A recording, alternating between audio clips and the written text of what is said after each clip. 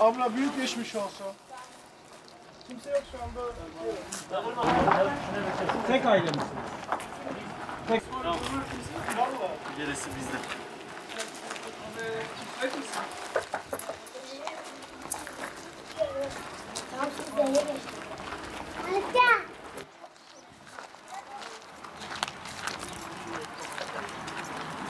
Yani.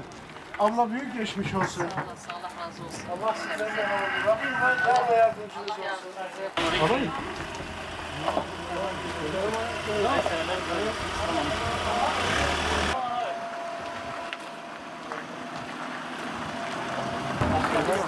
Abi orada kimse var mı? Yok. Altına mecburen gün avancı buyurun. Haydi ona buyurun. Haydi ona.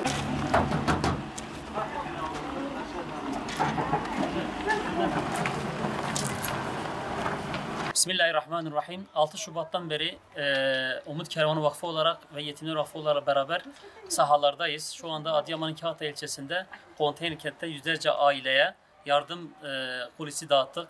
Allah emeği geçen bütün Müslüman kardeşlerimizden razı olsun. Buradan Müslüman kardeşlerimize çağrımız, ihtiyaçlar var. Nakit ihtiyacıdır, kurban malumuz kurban bayramıdır.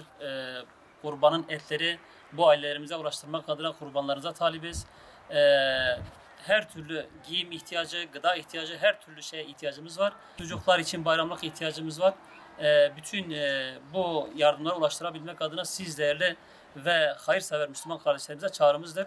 Bize yardımcı olun. Biz de bu konteyner kentteki bütün ihtiyaç sahiplerine yardımlarınızı ulaştıralım inşallah.